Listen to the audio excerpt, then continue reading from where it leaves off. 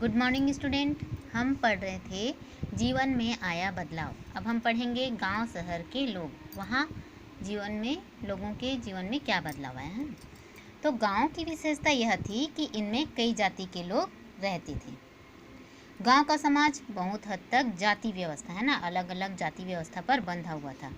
हर जाति की अपनी अपनी अलग बस्ती होती थी। इसमें चंडाल सोपाक जो निम्न जाति के माना जाता था, उन्हें गांव या शहर के अंदर आने नहीं दिया जाता था।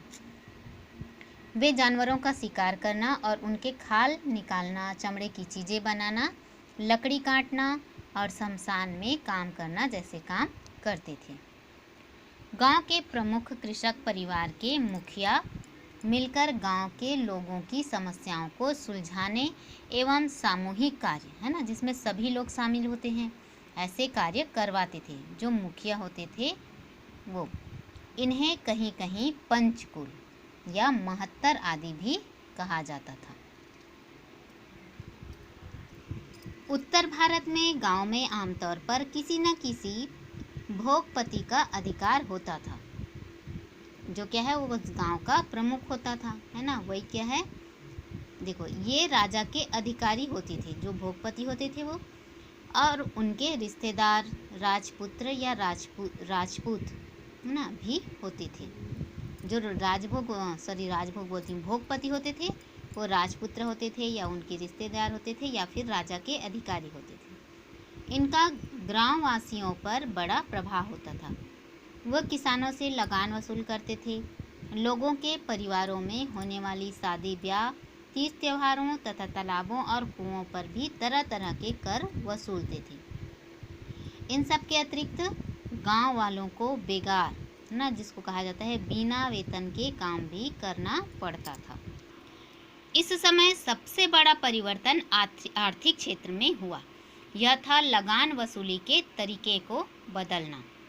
गुप्त काल में लगान पर राजा का अधिकार होता था, लेकिन अब स्थिति बदल गई थी, है ना। गुप्त काल में राजा का अधिकार होता था।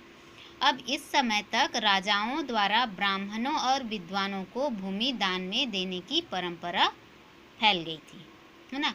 राजा लोग क्या करते थे, ब्राह्मणों और विद्वानों को भूमि जो है वो दान में दे देते थे।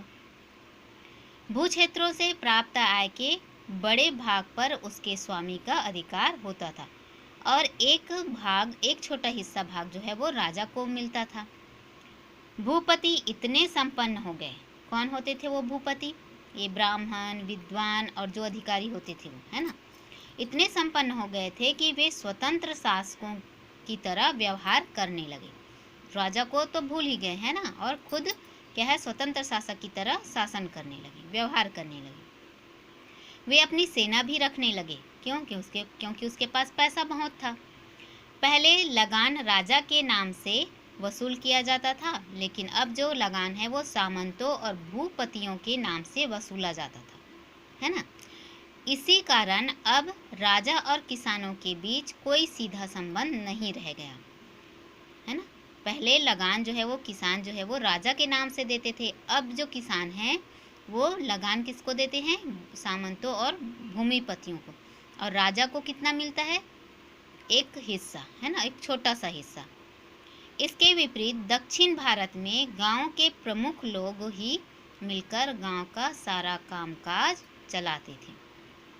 इनकी सभाएं होती थी, जिन्हें उर कहा जाता था। जो गांव में सभाएं होती थी उसको उर कहा जाता था। कई गांव की सभाएं मिलकर एक नाडू बनाते थे, है ना। एक गांव की सभा हो गई वो उर हो गया, और कई गांव के लोग अगर ऐसी सभाएं बताएं तो वो नाडू कहते थे। नाडू व उर ही लगान इकट्ठा करना, लोगों को दंडित करना, झगड़े निपटाना, तालाब व मंदिरों की देखरेख करना आदि करते थे, है ना। जो नाडू और उर होते थे, जिसमें कई गांव की सभाएं शामिल होती थी, है ना, तो वो ये सब काम करते थे, मतलब गांव के लिए काम करते थे। उन दिनों समूचे भारत मतलब पूरे भारत के गांव में ब्राह्मणों का बड़ा महत्वपूर्ण स्थान था। उन्हें जगह जगह गांव-गांव में दान दिए जाते ताकि वे वहां बस जाएं, पूजा पाठ करें और लोगों को शिक्षा दें। ऐसे गांवों को ब्राह्मदेय कहा जाता था। जिनको क्या है, गांव ब्राह्मणों को दान दिया गया, उस गांव को ब्राह्म्य देव कहा जाता था, देय कहा जाता था। ठीक है, अब हम पढ़ते हैं महिलाओं पर पाबंदियाँ। देखो महिलाओं पर क्या पाबंदियाँ थी। इस काल में महिलाओं पर तरह तरह की पाबंदियाँ लगने लगी। अपनी मर्जी से पढ़ना, शादी करना, यात्रा करना, व्यवसाय करना, लोगों से मिलना जुलना, ये सब अब अच्छा नहीं माना जाने लगा। इन्हीं दिनों छोटी उम्र में शादी करवाना, जिसको बाल विवाह कहा जाता है, पति के मरने पर पत्नी को उसकी चिता में जिंदा जलाना, जिसको सती प्रथा कहा जाता है, पति के मरने पर दूसरे आदमी से शादी पर रोक आदि बातें फैल रही थी। इस कारण महिलाओं को समाज में अपनी पहचान बनाने के मौके नहीं मिल पा रहे थे, क्योंकि इन पर बहुत पाबंदियां थी। ये बातें केवल उच्च जाति के लोगों तक ही सीमित नहीं रही, कई साधारण जाति के लोग भी इन बातों का अनुकरण करने लगे। आगे जाकर हम देखेंगे कि महिलाओं ने इन बातों का विरोध किया। कोई सहेगा तो कब तक सहेगा, है ना। फिर इन्होंने विरोध किया।